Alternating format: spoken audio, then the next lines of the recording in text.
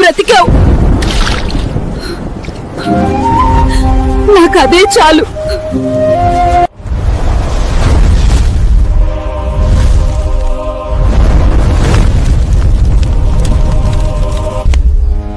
నేను Benson ఎడహోసా, Nigeria దేశంలోని బినీ తెగకు చెందినవాడిని. మా కుటుంబం సంప్రదాయ జూజు ఆరాధన చేసే కుటుంబం. చిన్నప్పటి నుంచి భయపెట్టే ఆచారాల మధ్య పెరిగాను. కానీ నా మనసు వాటిని అంగీకరించలేదు. నా జననం ఆనందంగా కాదు, పోరాటంతో ప్రారంభమైంది. పుట్టిన కొద్ది కాలానికే తరచూ జబ్బులు పడేవాడిని. నా శరీరం చాలా బలహీనంగా ఉండేది. నా తండ్రి నన్ను చూసి ఎప్పుడూ చిరాకు పడేవారు. ఇంకా వీడిని ఇంట్లో ఉంచావా? తీసుకెళ్లి బయట వదిలేయ్. మనసు ఒప్పుకోకపోయినా ఆమె నన్ను బయట ఉంచింది. వర్షపు చినుకులు నా ముఖాన్ని తాకినప్పుడు నేను ఏడ్చాను. ఆ శబ్దం వినగానే ఆమె ఆశ్చర్యపోయింది. అమ్మ పరుగెత్తి వచ్చి నన్ను గుండెలకు హత్తుకుంది. నువ్వు బ్రతికావు, నాకు అదే చాలు. నేనింక ఎప్పుడూ నిన్ను వదలను. ఆ రోజు నా జీవితం రెండోసారి ప్రారంభమైంది. నన్ను కాపాడటానికి నా తల్లి తన ఇంటిని కూడా వదిలింది. తన పుట్టిన ఊరికి తీసుకుని వెళ్ళింది.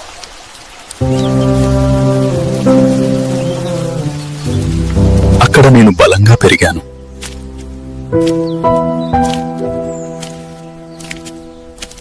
కొన్ని సంవత్సరాల తరువాత మా నాన్న మళ్లీ వచ్చాడు. మమ్మల్ని తిరిగి తీసుకుని వెళ్ళాడు.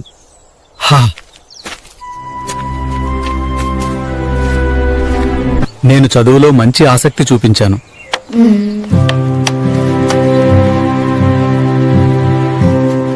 తరగతిలో నేనే ఎప్పుడూ ముందుండేవాణ్ణి. కానీ ఆ ఆనందం ఎక్కువ కాలం నిలవలేదు. ఒకరోజు నాన్న నన్ను పిలిచాడు. నిన్ను నా తమ్ముడి దగ్గరకు పంపిస్తున్నాను. చిన్నాన్న వ్యవసాయం నేర్పిస్తాడు. ఎందుకు నేనే? ఎందుకు వేరు చేస్తున్నారు? అడగలేక నిశ్శబ్దంగా నిలబడ్డాను. అప్పుడు నా వయసు 11. దీన్ని చూసి నన్ను గుర్తు చేసుకో. అమ్మని విడిచి నాకు వెళ్ళాలని లేదు, కానీ నాన్న భయం వల్ల వెళ్ళాను. నా మనసులో ఒక గాయం మిగిలింది. నేను అవసరం లేనివాడనా? చిన్నాన్న ఇంట్లో జీవితం కఠిన శిక్షణ లాంటిది. ఉదయం నుంచి రాత్రి వరకు పని. చేతులు పగిలేవి, కాళ్ళు మండేవి, కానీ పని ఆగదు. నాకొక్క కోరిక చదువుకోవాలని. చిన్నాన్న పిల్లలు బడికెళ్తున్నారు. నేను చూస్తూ ఉండేవాణ్ణి. రాత్రిళ్ళు చిన్నాన్న పిల్లలు చదివేటప్పుడు నేను దూరం నుంచి వినేవాడిని. అదే నా పాఠశాల, అదే నా గురుకులం. నేను నేర్చుకోవడం ఆపను అని నిర్ణయించుకున్నాను. పండుగ రోజు అందరూ కొత్త బట్టలు వేసుకున్నారు. కానీ నేను మాత్రం పక్కనే నిలబడ్డాను. అమ్మను తలుచుకుని నేను చాలా ఏడ్చాను. వేటకాలంలో కొన్ని నెలలు చిన్నాన్నతో అడవిలో కఠిన జీవితం గడిపాను. చిన్నాన్నకు జబ్బొచ్చినప్పుడు అడవిలో నేను సేవ చేశాను, పని చేశాను.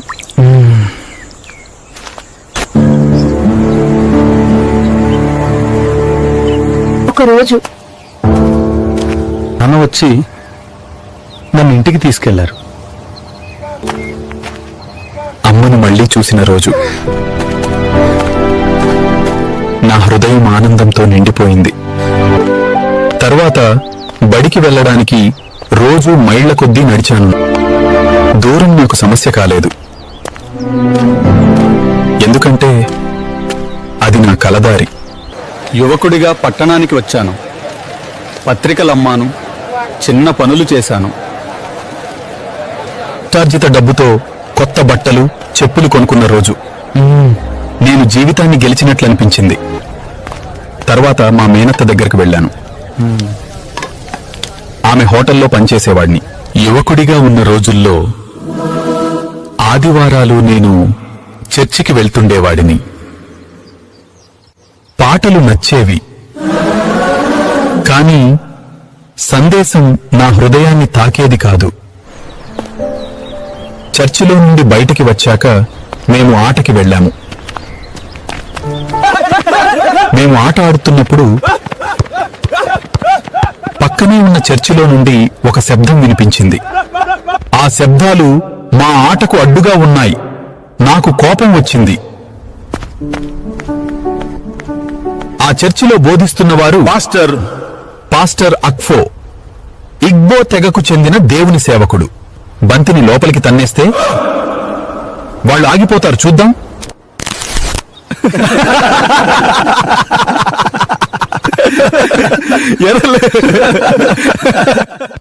కోపంతో నా శక్తినంతా ఉపయోగించి తన్నాను. బంతి తిరిగి వచ్చి నా ఛాతికి బలంగా తగిలింది. అరే ఏమైందిరా?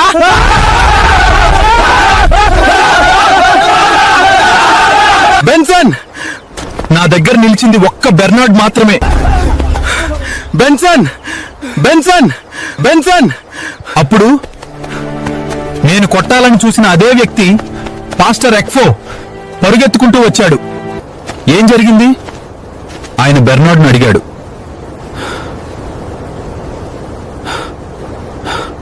మేము ఆట ఆడుతున్నాము. అతను బంతిని లోపలికి తన్నడానికి ప్రయత్నించాడు. అతను జరిగిన విషయాన్ని మొత్తం చెప్పాడు. అయినా ఆయన నన్ను దూషించలేదు. నన్ను పట్టుకుని లోపలికి తీసుకెళ్లాడు. బెంచ్ మీద పడుకోబెట్టాడు.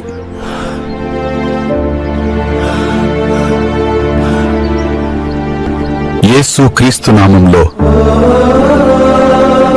ఈ యువకుడికి స్వస్థత కలగాలి. ఆయన దేవునితో మాట్లాడిన తీరు భయంతో కాదు, అధికారంతో, దూరంగా కాదు, స్నేహితుడిలా. నా పేరు పాస్టర్ అక్ఫో. నిన్ను యేసు స్వస్థపరిచాడని నమ్ముతున్నావా? అవును, నమ్ముతున్నాను. వెళ్ళిపోదాం. వీళ్ళు ఇగ్బో వాళ్ళు మనకు ప్రమాదం. నా కోసం ప్రార్థించిన వాళ్ళు. నన్ను చంపరు. నేను లోపలే ఉండి వాక్యం వింటాను. ఆ రోజు నేను సువార్తను సరిగ్గా విన్నాను. అట్టి నేల మీద మోకరించి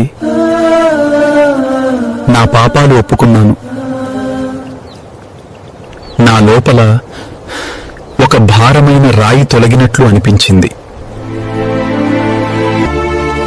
ఆ రోజు నేను యేసు క్రీస్తును నా సొంత రక్షకునిగా అంగీకరించాను. ఇది ప్రతిరోజు చదువు. ఆయన నాకు యోహాను సువార్త ఇచ్చాడు. ప్రీతిగల మన యేసు ఎంతో గొప్ప మిత్రుడు అనే గీతం పదే పదే పాడుకున్నాను. బెన్సన్, ఉదయకాల ప్రార్థనకు సమయం అయ్యింది. త్వరగా రావాలి.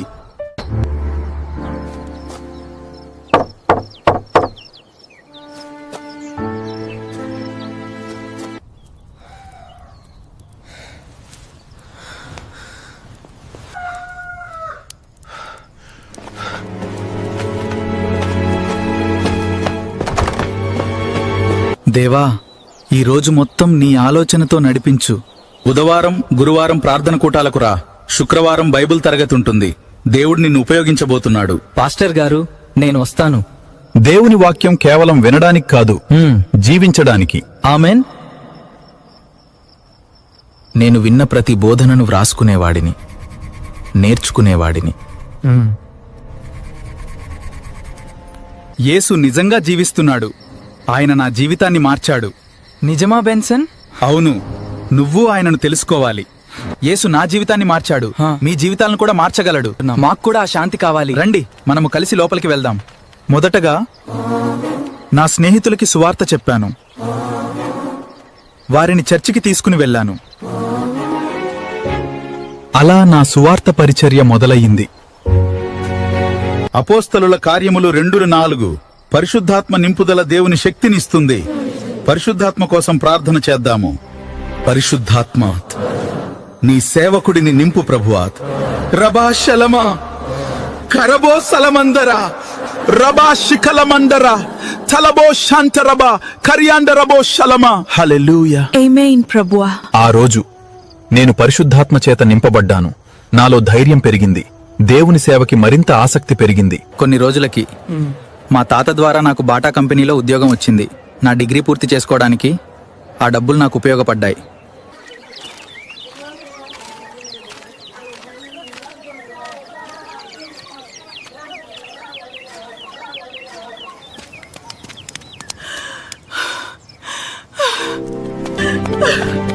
బెన్సన్, నీకు ఉద్యోగం వచ్చిందని విన్నాను. దేవతలు నిన్ను కరుణించారు. అమ్మా, దేవతలు కాదు, యేసు ప్రభు నా ప్రార్థనకు జవాబిచ్చాడు. మన జూజూ దేవతలున్నారు కదా, హ్మ్. ఈ యేసు ఎవరు? అమ్మా, నేను మారిపోయాను. యేసు నా జీవితాన్ని మార్చాడు. విగ్రహాలు కాదు, సజీవుడైన దేవుడు యేసు. దేవతలు శపిస్తారు. అలా మాట్లాడకు. అవి చెక్కలు మాత్రమే. శక్తి యేసులో ఉంది. ఆ సాయంత్రం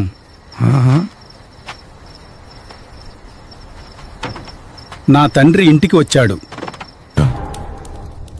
యేసును అంగీకరించండి నాన్న. ఆయన నిజమైన దేవుడు.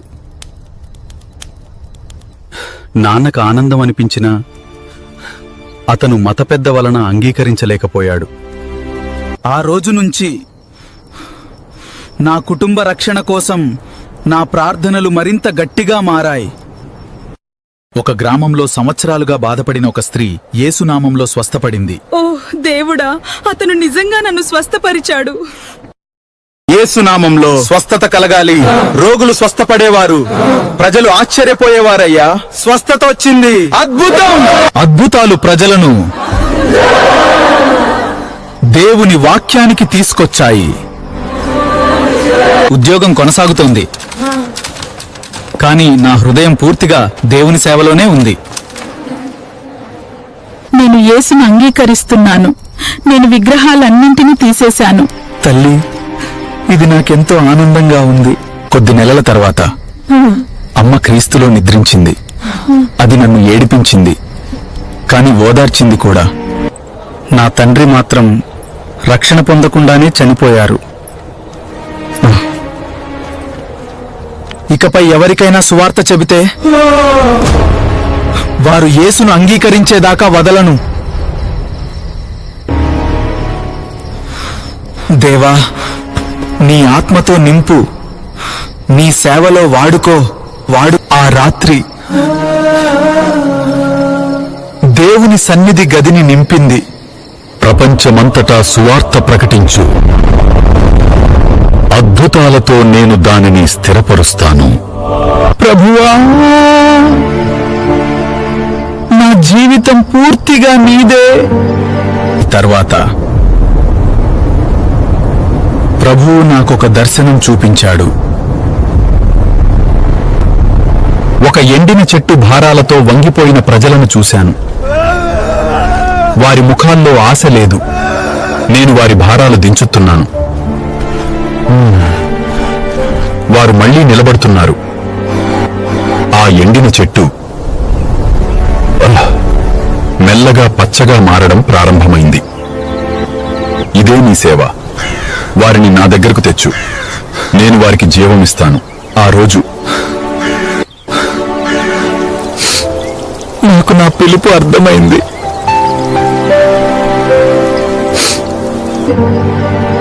నేను మళ్ళీ నా గదిలోనే ఉన్నాను. కానీ నేను మునుపటి వ్యక్తి కాదు. నా అంతరంగంలో ఒక దివ్య నిశ్చయం పుట్టింది. నా ఎముకలలో అగ్ని మండుతోంది. ఆ అగ్ని సువార్త అగ్ని. యేసు జీవిస్తున్నాడు. ఆయన మీ జీవితాలను మారుస్తాడు. ఒక్కోసారి వందల మంది యేసును అంగీకరించేవారు. నేనున్న ప్రాంతంలో చర్చి లేక ఒక చిన్న గది అద్దెకు తీసుకుని బైబిల్ తరగతి మొదలుపెట్టాను. మొదట కొద్దిమంది, తర్వాత గది నిండింది, తర్వాత బయట కూడా కూర్చున్నారు. అలా దేవుడి సేవను విస్తరించడం మొదలుపెట్టారు. ప్రభువా, నా జీవితానికి నీవు సిద్ధం చేసిన సహాయకురాల్ని చూపించు. నీ చిత్తమే నా జీవితంలో జరగాలి. మాది దేవుని చిత్తం. మార్గరెట్ దేవుణ్ణి తెలుసుకుంది. ఆయన చిత్తంలో మా వివాహం జరిగింది. మొదలుపెట్టారు. మార్గరెట్ పూర్తిగా దేవుని సేవకు సమర్పించుకుంది. స్త్రీల పరిచర్యలో ముందుకు సాగింది. నన్ను సేవలో దేవుడు బలంగా నడిపిస్తున్నాడు. ఒక రాత్రి కలలో దేవుడు ఈ స్థలాన్ని నా మహిమ కోసం వాడుకుంటాను అని చెప్పారు. అది విశ్వవిద్యాలయం వెనక ఉన్న పెద్ద స్థలం. మాది చిన్న పేద సంఘమని అపహాస్యం చేశారు. కానీ దేవుడు కొద్ది రోజులలోనే అవసరమైన ధనం సమకూర్చాడు. అందరూ ఆశ్చర్యపోయారు. దేవుడు చూపించినట్లుగా పెద్ద మందిరానికి కొలతలు వేయించాను. నా అంచనాలు పెద్దవని నన్ను అడ్డుకున్నారు. పునాదిరాళ్లు కూడా తీసివేశారు. ఈ మందిరం కట్టబడుతుంది. అడ్డుకున్నవారు ఆరాధన చూడరు. 10 వారాల్లో దేవుడు అద్భుతం చేశాడు. పైకప్పు లేకపోయినా, బెంచీలు లేకపోయినా మందిర ప్రతిష్ఠ జరిగింది. నా సేవ పెరుగుతోంది. కానీ నాకు ఆత్మీయ మార్గదర్శి అవసరమనిపించింది. దేవుడు నాకు తన సేవకుడైన ఎల్టన్ గారిని పరిచయం చేశారు. చివరకు నేను ఆయనను కలుసుకున్నాను. దేవుడు నిన్ను బలంగా వాడుకోబోతున్నాడు. ఆ మాట నా ఎముకలలో అగ్నిలా మళ్లీ మండింది. ఆ పరిచయం ద్వారా బైబిల్ శిక్షణకు ద్వారం తెరుచుకుంది. నేను అమెరికా వెళ్ళాను. కొత్త దేశం, కొత్త సంస్కృతి, కొత్త భాష. నేను ఒక్కడినే నల్లజాతి విద్యార్థిని. కాని ప్రార్థనలో నేను ఒంటరివాడిని కాదు. ఒక పుస్తకం చదివాను. ప్రపంచంలో కోట్లాది మంది క్రీస్తును వినలేదు. ఆ రాత్రి నేను నిద్రపోలేదు. నా దేశం నా కళ్ల ముందు కనిపించింది. జూజు, భయం, చీకటితో నిండి ఉంది. నేను తిరిగి వెళ్తాను. నువ్వు విద్యను పూర్తి చేయడానికి నేను పుస్తకాలు పంపిస్తాను. రెండింతల ఆత్మతో నువ్వు వెళ్తావు. నేను తిరిగి నైజీరియా చేరుకున్న రోజు ప్రజలు కరచాలనం చేస్తే పరిశుద్ధాత్మ శక్తి తట్టుకోలేక పడిపోయారు. రబా షలమా, కరబా సలమందరా.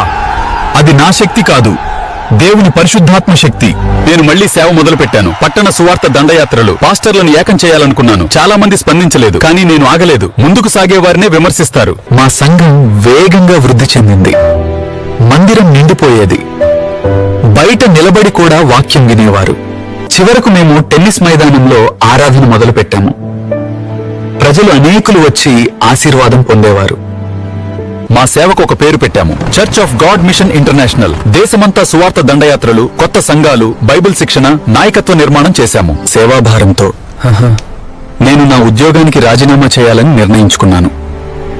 ఇది నా పిలుపు. సేవ పెరిగినప్పుడు వ్యతిరేకత కూడా పెరిగింది.